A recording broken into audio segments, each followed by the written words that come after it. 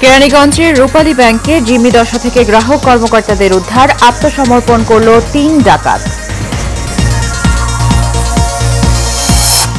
আতঙ্কের পরিবর্তে উৎসবে নির্বাচন চায় সরকার, জানালেন সংস্কার কমিশনের প্রধান। সুনির্দিষ্ট সময় উল্লেখের আহ্বান মির্জা ফখরুলের।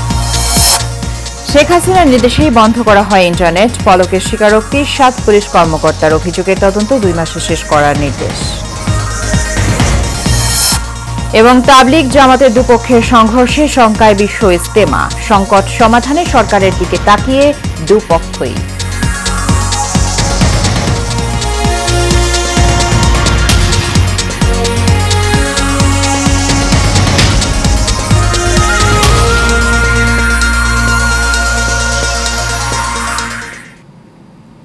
স্বাগত এশিয়ান নিউজে। দর্শক, সংবাদ জুড়ে সাথে আছি সুবর্ণা গোলন্দাজ। শুনছিলেন বিআরবি কেবল ইন্ডাস্ট্রিজ লিমিটেড সংবাদ শিরোনাম।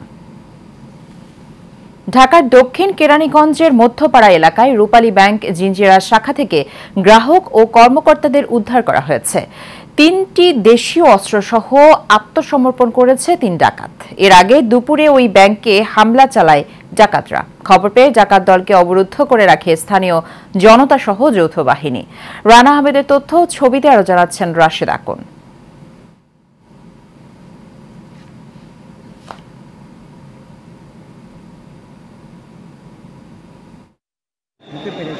ঢাকার কেরানীগঞ্জ রূপালী ব্যাংকের জিঞ্জিরা শাখায় প্রবেশ করে একদল ডাকাত। এ সময় তারা ব্যাংকের কর্মকর্তা ও গ্রাহকদের জিম্মি করে, দাবি করে মুক্তিপণ। খবর পেয়ে ওই শাখার সামনে অবস্থান নেয় স্থানীয় বাসিন্দারা। এরপর পুলিশ, র্যাব ও সেনাবাহিনীর সদস্যরা শাখাটি ঘেরাও করে। স্থানীয়রা জানায় ভেতরে অস্ত্রসহ ৪ ডাকাত অবস্থান নিয়েছে। ম্যানেজারকে জানানো হলে তিনি সবাইকে বিষয়টি অবগত করেন। ম্যানেজার মোহাম্মদ হোসেন বাবু ভাই উনি ফোন দিয়েছে যে ভাই তাড়াতাড়ি ব্যাংকে ডাকাত পড়ছে, আপনি তাড়াতাড়ি কিছু একটা ব্যবস্থা করেন। পরে তৎক্ষণিক আমরা নিচে এসে আমার ছোটো ভাই মাসুম ভাই নিয়ে আসার পর এসে দেখি পরে কামাল ভাই ছিল, কামাল ভাই হাবিব ওদের সাথে তালা মারিয়ে দিয়েছে মেন গেটটা। তালা মারার পর বাবা ভাই ফোন দিয়ে বলছে ভাই ওদের কাছে অস্ত্র আছে, আপনি এটা দূরে থাকে, ওরা গুলি করতে পারে। পরে আমরা সবাই পরে মাইকে মসজিদের মাইকে অ্যানাউন্স করা হয়েছে। আমরা শুনতে পারলাম হঠাৎ করে আমাদের বিল্ডিং এর ব্যাংকে ডাকাত পড়ছে। ডাকাত বলতে আমরা আশেপাশের দোকানদার, চারপাশের দোকানদার নিয়ে আমরা ওখানে গেলাম, গিয়ে ওই মেন গেট আর কি তালা মেরে দিলাম। আমরা রুমের ভিতরে ছিলাম, আমি প্রথম রুমের ভিতর থেকে বেরিয়ে নিয়ে দেখি যে ব্যাংকে ডাকাত ঢুকি পড়েছে। ঢুকি পড়ার পরে যে লোকজন এসে দেখলো, দেখার পরে তালা মারছে। তালা মারার পরে এই আস্তে আস্তে ডাকাত করতে করতে প্রচুর পরিমাণ লোক। পরে যৌথ বাহিনীর ডাকে সাড়া দিয়ে আত্মসমর্পণ করে ৩ ডাকাত। উদ্ধার করা হয় জিম্মি গ্রাহক ও ব্যাংক কর্মকর্তাদের। Rashed Akon, Asian television. আতঙ্কের পরিবর্তে নির্বাচন যেন আবার উৎসবে পরিণত হয়, এমন প্রত্যাশা ব্যক্ত করেছেন নির্বাচন ব্যবস্থা সংস্কার কমিশনের প্রধান বদিউল আলম মজুমদার। দুপুরে রংপুর ডিসি অফিসে এক মতবিনিময় সভা শেষে সাংবাদিকদের সাথে আলাপকালে তিনি বলেন, সব দলকে সাথে নিয়ে অংশগ্রহণমূলক নির্বাচন করতে চায়। এতে যেন কোনো ধরনের বাধা না থাকে সে বিষয়টি নিশ্চিত করা হবে। নির্বাচন কমিশন সঠিকভাবে ও স্বাধীনভাবে তাদের দায়িত্ব পালন করতে পারবে বলেও জানান তিনি। আওয়ামী লীগ নির্বাচনে অংশগ্রহণ করতে পারবে কিনা এমন প্রশ্নে তিনি বলেন, কোনো রাজনৈতিক দলের নির্বাচনে অংশগ্রহণে কোনো ধরনের বাধা সৃষ্টি করা হচ্ছে না।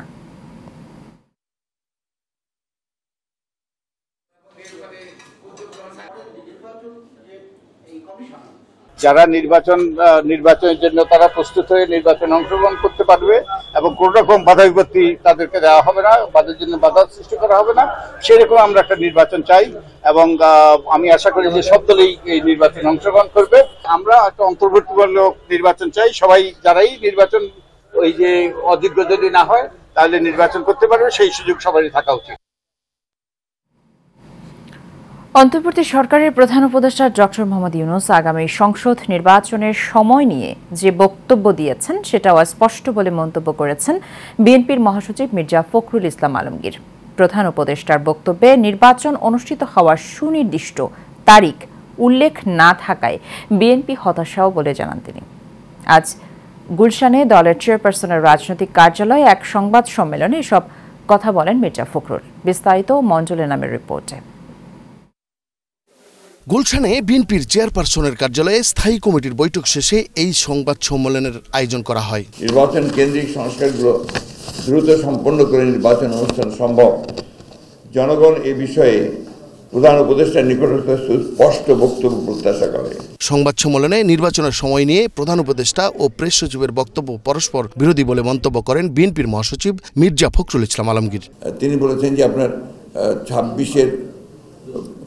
25-এর শেষের দিকে অথবা আপনার 26-এর প্রথম দিকে চিফ অ্যাডভাইজার বলেছিলেন, আর উনি বলছেন যে জুনের মধ্যে নির্বাচন হবে। তো এক্স্যাক্টলি আমরা বুঝতে পারছি না যে কোনটা সঠিক। নির্বাচন কেন্দ্রিক সংস্কার দ্রুত সম্পন্ন করে আরো কম সময়ে ভোটের আয়োজন করা সম্ভব বলেও জানান বিএনপির মহাসচিব। ইলেকশন পরিচালনা করবার, কন্ডাক্ট করবার জন্য তার প্রস্তুতি নেওয়ার, তো সেই ধরনের কোনো প্রবলেম তো নাই, দ্রুত সেটা করা সম্ভব। রাজনৈতিক দল ও নির্বাচন সংশ্লিষ্টদের সাথে আলোচনা করে ভোটের রোডম্যাপ ঘোষণার আহ্বান জানান মির্জা ফখরুল ইসলাম আলমগীর। আমরা সব বলেছি যে চিফ অ্যাডভাইজার সুনির্দিষ্ট একটা সময়ের মধ্যে একটা রোডম্যাপ দিয়ে দেবেন, সেটা তিনি দেননি। মন্ডলের নাম, এশিয়ান টেলিভিশন, ঢাকা।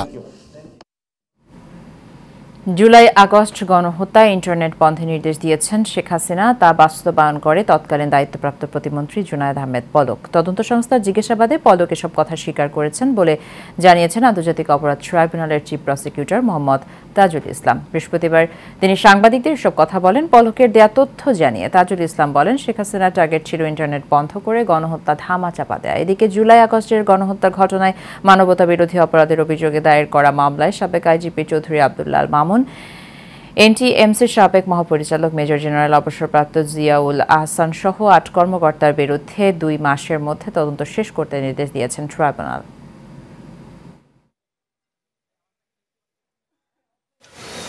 জিয়াউল আহসান, যার বিরুদ্ধে অজস্র গুম খুনের অভিযোগ আছে এবং তাকে আমি বাংলাদেশের কসাই হিসাবে চিহ্নিত করেছি আমরা প্রাপ্ত তথ্যের ভিত্তিতে, যে এককভাবে তিনি যখন র্যাবে ছিলেন তার নিষ্ঠুরতা এটা কিংবদন্তি তুল্য। জ্যান্ত মানুষের ঠোঁট অ্যানেস্থেসিয়া দেয়া ছাড়া সেলাই করা, মানুষকে ইটের বস্তা বেঁধে জ্যান্ত অবস্থায় বুড়িগঙ্গায় ডুবিয়ে দেয়, এগুলো কাজ উনি করেছেন। তিনি আবেদন করেছেন এই ট্রাইব্যুনালের নাকি এই মামলার বিচার করার ক্ষমতা নাই, এটা হচ্ছে প্রথম কথা। এবং দ্বিতীয় কথা, তিনি বলেছেন যে যেসব অপরাধ হয়েছে এগুলো মানবতা বিরোধী অপরাধী নয়। তাবলিগের জোর নিয়ে সংঘাতের কারণে আগামী বিশ্ব ইজতেমা নিয়ে এক ধরনের শঙ্কা তৈরি হয়েছে। তবে দুই পক্ষের সাথীরা এই সরকারের প্রতি আস্থাবান বলে তাদের জিম্মাদার সাথীদের পক্ষ থেকে জানানো হয়েছে। নিজামুদ্দিনের অনুসারীরা আশাবাদ ব্যক্ত করেন বৈষম্য বিরোধী সরকার তাদের প্রতি কোনো জুলুম করবে না। এদিকে সুরায়ে নিজামের সাথীরা বলেন আলেম ওলামাদের পক্ষেই মত দিবেন অন্তর্বর্তীকালীন সরকার। আনসারুল ইসলামের ক্যামেরায় কাউসার আহমেদের রিপোর্টে বিস্তারিত।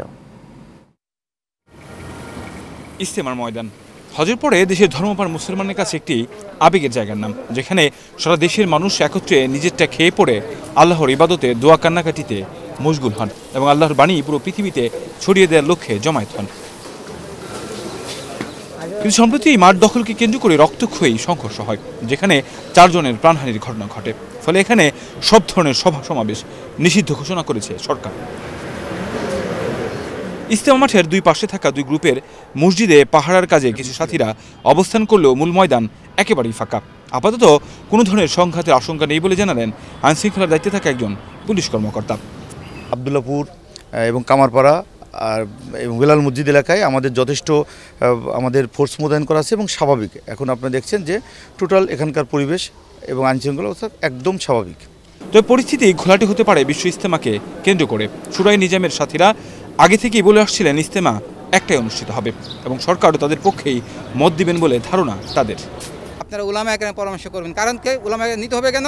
এই সমস্ত মুসলমান এখানে হিন্দু বৌদ্ধ খ্রিস্টান সবাই মিলে থাকে, কিন্তু মুসলমানের সংখ্যা, মুসলমানের একটা বিষয় এখানে, এটা অন্য বিষয় এখানে আনলে চলবে না। যারা উলামা একরাম আছে, দিনের বিষয়ে অভিজ্ঞ আছে, তাদের মাধ্যমে এটা সমাধান করতে হবে সরকারকে। এদিকে নিজামুদ্দিন অনুসারীরা বলছেন সরকারের সিদ্ধান্ত মেনেই তারা কার্যক্রম পরিচালনা করে আসছেন। বৈষম্য বিরোধী সরকার নিশ্চয়ই তাদের প্রতি এই বৈষম্যমূলক আচরণ করবেন না। নির্ধারিত সময়ে ইজতেমা অনুষ্ঠিত হবে। এই সিদ্ধান্ত তো সরকার নিবে, গভর্নমেন্ট নিবে, গভর্নমেন্ট যদি নাকি তাদের ভাষায় কথা বলে সে সময় আমরা গভর্নমেন্টকে বলবো যে আমরা তো এই দেশের নাগরিক, আমাদের এই ধর্মীয় অধিকার সাংবিধানিক অধিকার আপনারা দিবেন কি দিবেন না। আমি তো মনে করি না যে গভর্নমেন্ট এই ধরনের অনৈতিক তারপরে অসাংবিধানিক একটা অর্ডার দিবে। উভয় পক্ষ এই ঘটনার সুষ্ঠু তদন্তের দাবি জানান। কাউসার আহমেদ, এশিয়ান টেলিভিশন, ঢাকা।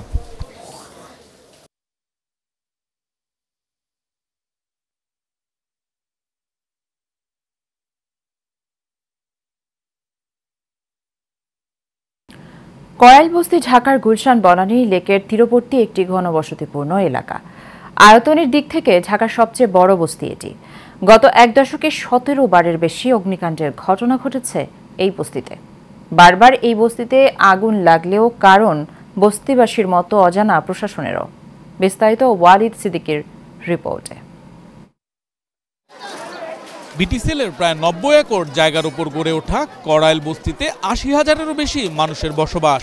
গড়ে প্রতি 49 বর্গমিটার জায়গায় একজন মানুষ বাস করেন, যা আবাসনের ক্ষেত্রে প্রয়োজনীয় ন্যূনতম স্থানের চেয়েও অনেক কম। বুধবার বিকেলে বস্তির গুলশান লেকপাড়ের অংশে অগ্নিকাণ্ডের ঘটনা ঘটে। ফায়ার সার্ভিসের 7টি ইউনিটের প্রায় ঘণ্টাখানেকের চেষ্টায় আগুন নিয়ন্ত্রণে আসে। তো মোট 7টা ইউনিট এখানে আসে এবং দ্রুততার সাথে তারা কাজ করে আগুনটাকে মোটামুটি কনফাইন করে ফেলে। কনফাইন করার পরে এরপর আমরা আগুন নিয়ন্ত্রণে নিয়ে আসি সম্পূর্ণ আমাদের 5টা 12 মিনিটে। এবং এখনও দেখতে পাচ্ছেন টিনের নিচে ধোঁয়া আছে। আগুন আমরা টিন সরিয়ে তারপরে এই আগুনটা সম্পূর্ণ নির্বাপন করবে, হয়তো আরও কিছু সময় লাগবে। চলতি বছর দ্বিতীয়বারের মতো আগুন লাগলো এই বস্তিতে। পিছনে ফোম ছিল, ফোমের থেকে আগুনটা লাগানো হয়েছে, লাগছে ঘরের লাগছে, ঘরের থেকে ঘরের ভিতরে সিলিন্ডারটা হয়েছিল, আগুনের তাপে গ্যাসের সিলিন্ডারটা ফেটে গেছে। অগ্নিকাণ্ডে প্রায় 50 পরিবার হারিয়েছে তাদের মাথা গোজার ঠাঁই। খোলা আকাশের নিচে মানবেতর জীবনযাপন করছেন তারা। আমার 10 বছরের কামাই বাজারে না, আমার যে সার্টিফিকেট, আমার এনার্জি কার্ড, আমার যে যত আছে বাজান, আমার কিচ্ছু না করছে। কতজন বাজান বলছে, কেউ নাম করে আমরা বাজান এত টান বাজান, আমরা বুঝেন তো, আমরা তো কোনো ঠাই নেই না। এগুলো নিছক দুর্ঘটনা নাকি পরিকল্পিত নাশকতা, সে বিষয়ে কেউই সরাসরি মুখ খুলেন না। তবে অভিযোগ রয়েছে বস্তির নিয়ন্ত্রণ নিতে বারবার এমন অগ্নিকাণ্ডের ঘটনা ঘটাচ্ছে কোনো না কোনো গোষ্ঠী। বারবারই আগুনের লেলিয়ান শিখা ছোবল মারে করাইলের এই বস্তিতে। গত এক দশকে 17 বারেরও বেশি অগ্নিকাণ্ডের ঘটনা ঘটেছে এখানে। আগুন লাগার কারণ এখনও অজানা প্রশাসনের কাছে। Walid Siddiqui, Asian television, Dhaka.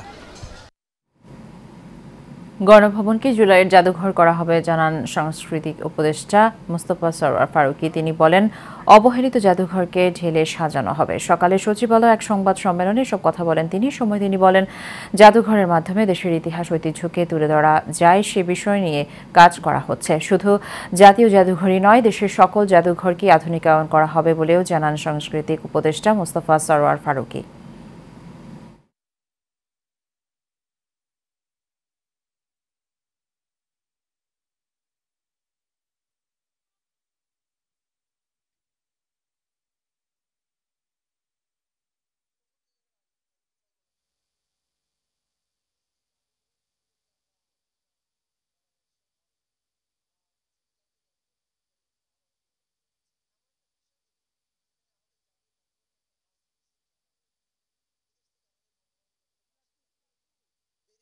ভালো ইমপ্রেশন আমাদেরকে দেয় না।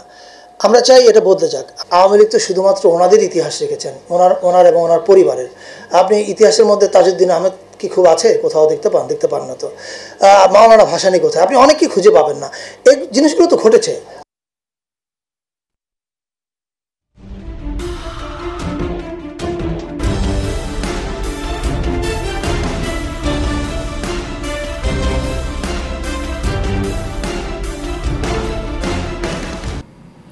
সারা বাংলার খবর।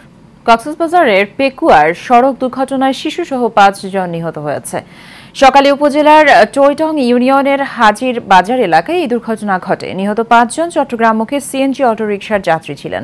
বিষয়টি নিশ্চিত করেছেন পেকুয়া থানা পুলিশ পরিদর্শক মোহাম্মদ সিরাজুল মোস্তফা। ঘটনাস্থল থেকে ডেসপারেটলি জব্দ করা হয়েছে বলেও জানান তিনি। এদিকে চাঁদপুরের মোটরসাইকেল নিয়ন্ত্রণ হারিয়ে ইয়ামুন খান নামের এক মোটরসাইকেল আরোহীর মৃত্যু হয়েছে। এই ঘটনায় একজন পথচারী ও 2 আরোহী সহ আরও 3 জন গুরুতর আহত হয়েছে।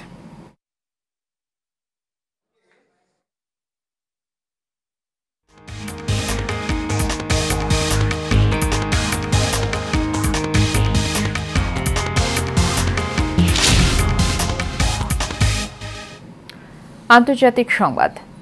ফিলিস্তিনের অবরুদ্ধ গাজা ভূখণ্ডে ইসরায়েলি বর্বর হামলায় আরও 38 ফিলিস্তিনি নিহত হয়েছেন। এতে করে উপত্যকায় নিহতের মোট সংখ্যা প্রায় 45,100 জনে পৌঁছেছে। এছাড়া গত বছরের অক্টোবর থেকে চলা এই হামলায় আহত হয়েছেন আরও লক্ষাধিক ফিলিস্তিনি। এক প্রতিবেদনে এই তথ্য জানিয়েছে বার্তা সংস্থা আনাদলু। ফিলিস্তিনের স্বাস্থ্য কর্তৃপক্ষ মনে করছে গাজা উপত্যকা জুড়ে ধ্বংস হওয়া বাড়ির ধ্বংসস্তূপের নিচে এখনও 10,000-এরও বেশি লোক নিখোঁজ রয়েছেন। মূলত গাজায় অবিলম্বে যুদ্ধবিরতির দাবি জানিয়ে জাতিসংঘের নিরাপত্তা পরিষদের প্রস্তাব সত্ত্বেও ইসরায়েল অবরুদ্ধ এই ভূখণ্ডে তার নৃশংস আক্রমণ অব্যাহত রেখেছে।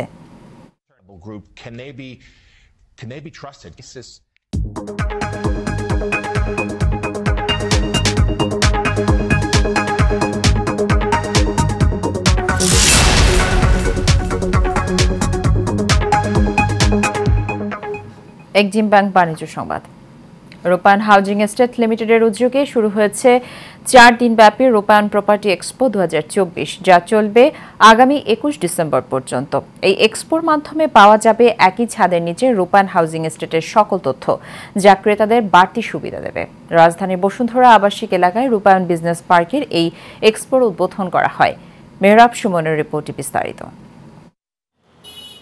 দেশের বিভিন্ন প্রাইম লোকেশনে আধুনিক সুবিধা সম্বলিত আবাসিক ও বাণিজ্যিক ভবন নির্মাণ করছে রূপায়ণ হাউজিং এস্টেট লিমিটেড। এরই ধারাবাহিকতায় রূপায়ণ হাউজিং এস্টেট লিমিটেডের উদ্যোগে শুরু হয়েছে 4 দিনব্যাপী রূপায়ণ প্রপার্টি এক্সপো 2024। এই মেলায় রূপায়ণ হাউজিং এস্টেটের সব তথ্য পাওয়া যাচ্ছে একই ছাদের নিচে।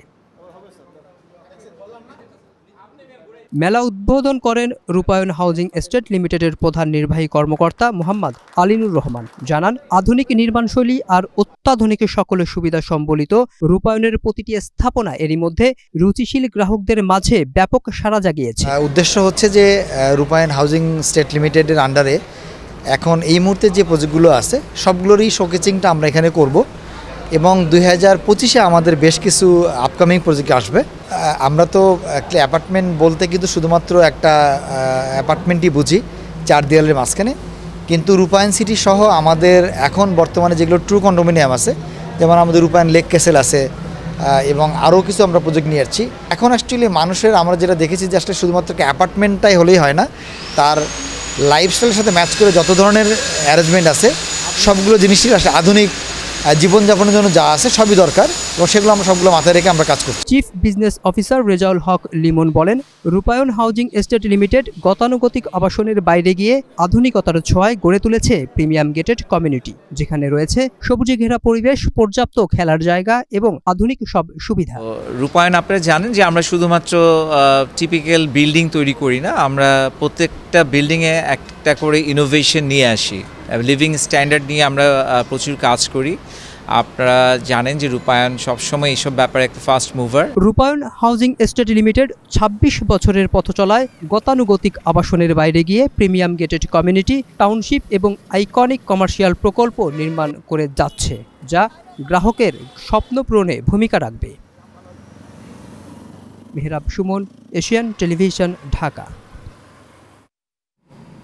রাজধানীর 5 তারকা হোটেলে এক জমকালো আয়োজনের মধ্য দিয়ে উদ্বোধন করা হলো ইফাদ ফোর্টিফাইড আটা ও ময়দা। অনুষ্ঠানে প্রধান অতিথি হিসেবে উপস্থিত ছিলেন বিএসটিআই এর মহাপরিচালক এস.এম. ফিরদৌস আলম। বিশেষ পুষ্টিগুণ সমৃদ্ধ এই আটায় রয়েছে vitamin B6, B12, calcium, folic acid, iron সহ প্রয়োজনীয় 10টি মাইক্রো নিউট্রিয়েন্ট, যা অপুষ্টিজনিত স্বাস্থ্য সমস্যার সমাধান এবং ওজন স্বাভাবিক রাখতে সাহায্য করে। অনুষ্ঠানের শুরুতে শুভেচ্ছা বক্তব্য দেন ইফাদ মাল্টি প্রোডাক্টস এর সিইও মাহবুব বাসেত এবং গেইনের portfolio lead doctor Ashiq Mahfuz.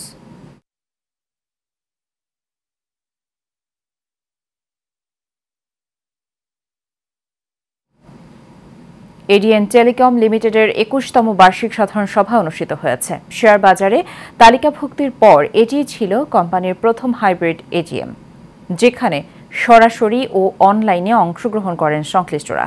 সভায় সভাপতিত্ব করেন পরিচালক পর্ষদের চেয়ারম্যান আসিফ মাহমুদ। এ সময় উপস্থিত ছিলেন পরিচালক মোহাম্মদ মইনুল ইসলাম, মোহাম্মদ মাহফুজ আলী, সোহেল ও ওয়াকার আহমেদ চৌধুরী। এছাড়া ইন্ডিপেন্ডেন্ট পরিচালক মোহাম্মদ মারুফ, ব্যবস্থাপনা পরিচালক জনাব হেনরি হিলটন সহ অন্যরা এ সময় উপস্থিত ছিলেন।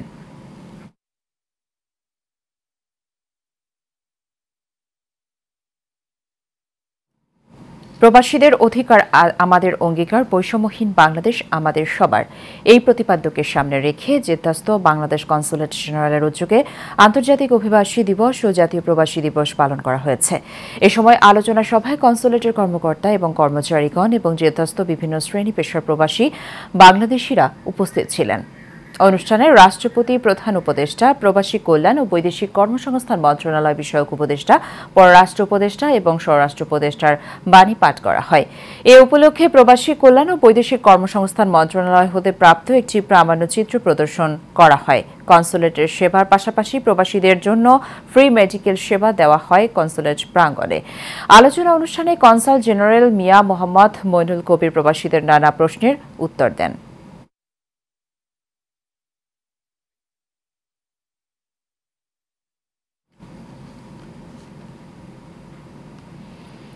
বাংলাদেশ অটোমোবাইল ওয়ার্কশপ মালিক সমিতির কয়েকটি শাখার নবনির্বাচন কমিটি অভিষেক হয়েছে। মহাখালী, রসুলবাগ, গুলশান, বনানী, শিল্পাঞ্চল থানা শাখার 2024-26 সালের জন্য এই কমিটি গঠিত হয়। সভাপতি নান্নু মিয়া ও সাধারণ সম্পাদক শাহিন মোল্লা পরিষদের আহ্বানে কেন্দ্রীয় কমিটির সভাপতি ইঞ্জিনিয়ার জাহাঙ্গীর ও সাবেক সম্পাদক রফিকুল ইসলাম রঞ্জুর উপস্থিতিতে এই অনুষ্ঠান হয়। এতে দিক নির্দেশনামূলক বক্তব্য দেন কেন্দ্রীয় সাধারণ সম্পাদক রফিকুল ইসলাম রঞ্জু।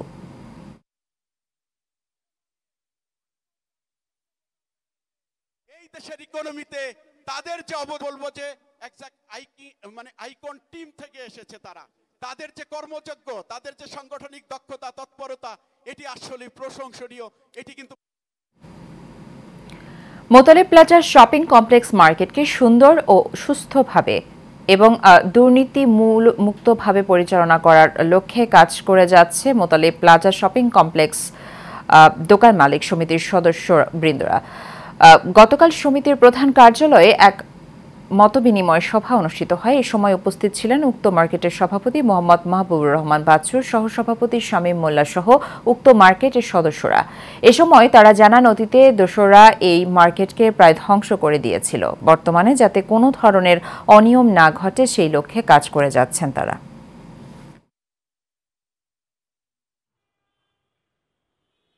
বিআরবি কেবল ইন্ডাস্ট্রিজ লিমিটেড সংবাদ শিরোনামগুলো জানিয়ে দেব আরও একবার।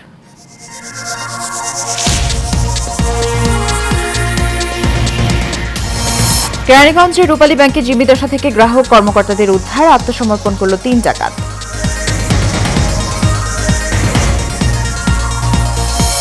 আতঙ্কের পরিবর্তে উৎসবে নির্বাচন চায় সরকার, জানালেন সংস্কার কমিশনের প্রধান। সুনির্দিষ্ট সময় উল্লেখের আহ্বান মির্জা ফখরুলের। শেখ হাসিনার নির্দেশেই বন্ধ করা হয় ইন্টারনেট, পলকের স্বীকারোক্তি, 7 পুলিশ কর্মকর্তার অভিযোগের তদন্ত 2 মাসে শেষ করার নির্দেশ। এবং তাবলিগ জামাতের দুপক্ষের সংঘর্ষে শঙ্কায় বিশ্ব ইজতেমা, সংকট সমাধানে সরকারের দিকে তাকিয়ে 2 পক্ষই।